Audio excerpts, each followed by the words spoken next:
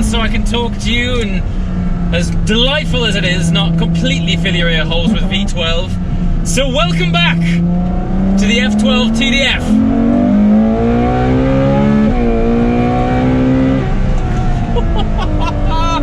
That is the sound of 771 naturally aspirated V12 horsepower.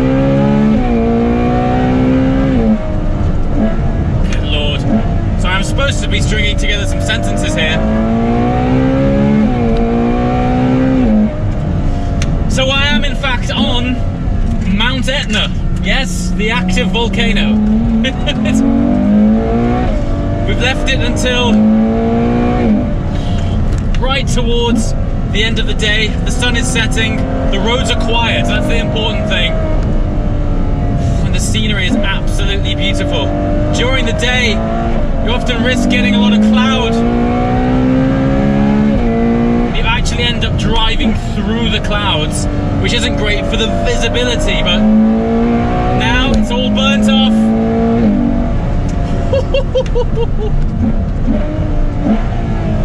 Let me just slow down and talk to you.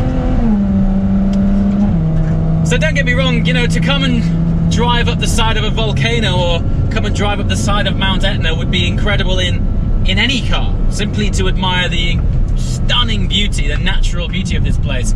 As the further you work your way up, the darker the rock gets. I mean, in a section where I am now, it's almost black. It's absolutely incredible rock formations.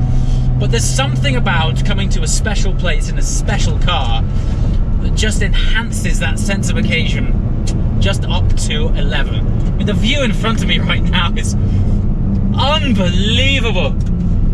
This is so stunning. I did a recce here earlier this morning and the place was covered in cyclists and tourists. It's a Sunday here in Italy, in Sicily, and quite rightly so, everybody's out. But while I've been on the Targa Florio, I was well aware that I am in the country that is host to this active volcano, Mount Etna. And I thought, you know what, this is what these cars are all about. It's all about activating memories.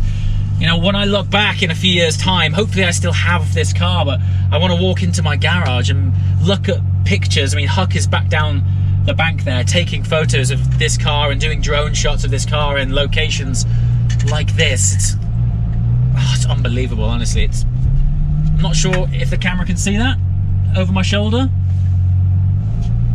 It's like CGI. It's like I'm in a film set. I'm just going to turn the car off because that's better. The idle on this is so loud. Look at this. Huck's actually at the bottom of the volcano with my proper camera. But the weather moves so fast here. I mean, look. This is the cloud formation that's come up from the bottom of the valley all the way up. And just over here, and you can see, that's the active volcano right there. You can see the smoke coming out of the top of Etna.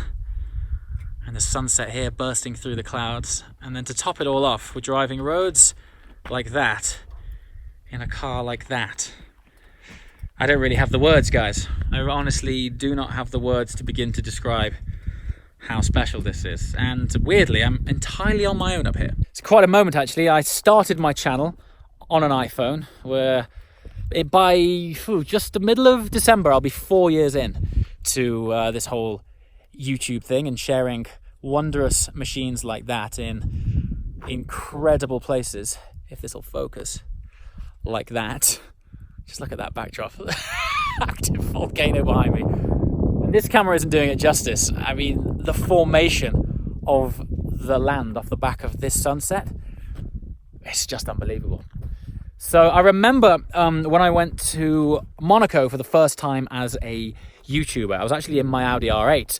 And back then, I mean, I thought I was beyond blessed and beyond lucky to be sharing content with you guys from an Audi R8 in Monaco overlooking the ocean. To be sharing it from an F12 TDF at the bottom of that, unbelievable. Really, I have to say a massive thank you. Thank you to everyone for watching. You know, your views is the ultimate support of this channel, and it allows for content like this in places like this. So yeah, the Volcano is, I think, just shy of 3,400 meters. I'm nowhere near halfway up right now. I'm just enjoying this incredible playground. We just look at this road over here. Look at that. It just stretches on and winds its way. And actually, Sicily, I'm sorry to say, doesn't have the best of road surfaces, but the roads that lead up to Mount Etna are absolutely glorious. Look at this! Honestly, unbelievable. So yes, special places in special machinery, making special memories. This, for me, is what cars are all about. It's not just about the cars themselves. It's the places we go to, the people we meet, the memories we forge and share, and ideally, the photos we take. I hopefully want to literally freeze frame that, and it'll end up on my wall so that one day, when my current 8-month-old little man is older, I'll be able to share this memory and say that Daddy drove up a volcano in an F12 TDF, which is pretty incredible. Who knows, maybe come back here with him in an electric car someday. Or not. I'm going to drag him out in this so he knows what he's missing. So anyway, I've been rambling on, and Huck is all the way down at the bottom of the mountain, probably wondering where the hell I am if I've put the TDF into a wall, because I haven't been longer than 1 minute since we've been filming.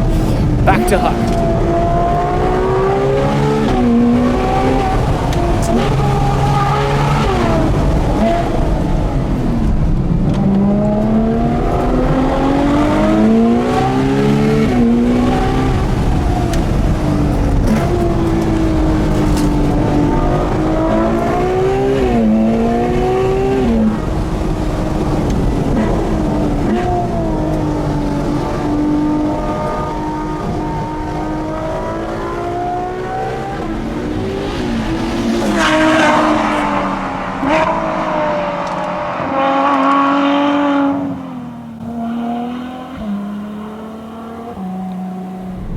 Right now we're sort of early to mid-October. Back in the UK is not good for driving cars like this.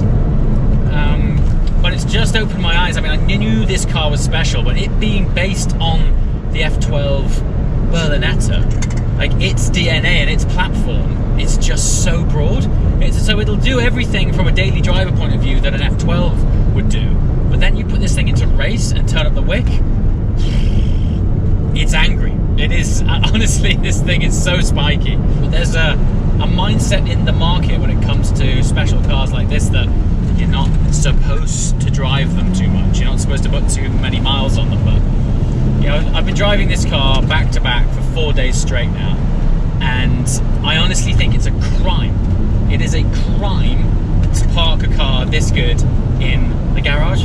I mean, I know everyone buys their cars for different reasons, and who am I to say that if you buy a car you should drive it? I mean, in one aspect they're art, and you know, some people get just as much appreciation from collecting and looking at them. But if you're half a petrol head, for me, I just can't see how collecting a car and keeping it stationary and being proud of how low the mileage is anywhere near as satisfying as the relationship between you, the engine, and this 7-speed twin-clutch gearbox. These gears don't so much as change down as they do explode down. Well, I don't know how they've managed to achieve it. Like, this has the same sort of gear shift speed as the Porsche GT3 RS, which is very impressive, but you've got to remember that this has another over 250 horsepower more. This is 770 horsepower, but it's changing gears with another 6 cylinders. The feeling you get, and on the right RPM at the right moment, under the right braking, the whip cracks you get on the downshifts, and they're more satisfying than the kind of augmented whip cracks that you get on some supercars these days, because when this engine's doing it, it's doing it for real. There's just genuinely unburnt fuel in the exhaust system, and it has a second explosion, and you can't help but whoop for joy like a little girl. It is phenomenal. Driving it up here, you know, everything is close proximity. You've got cliff faces, you've got walls. In this case, you've got literal volcanic rock formations, and the V12 is resonating off it. I've been driving with the windows down most of the time. If you're into cars, the Ferrari naturally aspirated V12 is a slice of the holy grail when it comes to engines.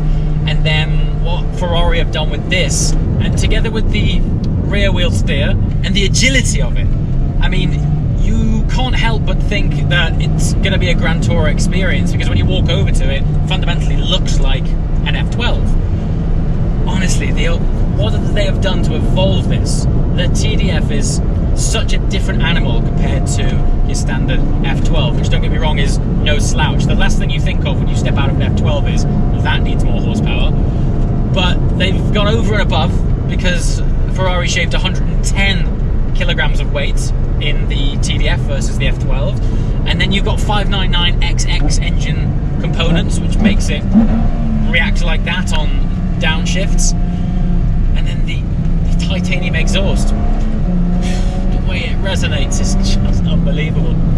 And yet, when you want to, you can put it into wet, and you can put it into a race and bumpy road mode, and it just absorbs and deals with 99% of the lumps and bumps that I've encountered on the Targa Florio. And this trip to Mount Etna, the car has dealt with it. It's been unbelievable.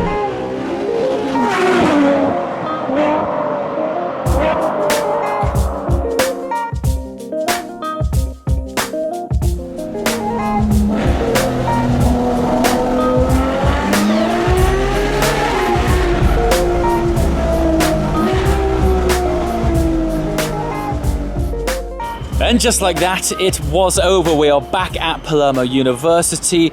The transportation, which has driven all the way down from London to drop these cars off just a few days ago, has now returned to pick up the cars. There's probably about 6 or 7 cars on those trucks. They are huge. And my car's going straight back to NVM because it's literally covered in volcano dust. It's my first time having the car out of the UK. It's my first time doing the Targa Florio, and it's my first time driving the car properly on some decent roads, and definitely up a volcano. It's absolutely ridiculous. Please let me know in the comments below if you have any questions or comments. Put them below. I'll always try my best to either answer them or literally take your question and turn it into a piece of content, because that always goes down pretty well. Heading back to the UK now, some really exciting content. If you like what you've seen in this video or over the last few days, please be sure to subscribe. YouTube's finally got their subscriber alerts together. So if you do subscribe, hit the little bell next to the subscription button and you will get alerted when new content such as this goes live. Anyway, I'm off now to edit this very video so you can watch it on time for when it goes live. Thanks so much for watching, and I shall see you next time. Ciao!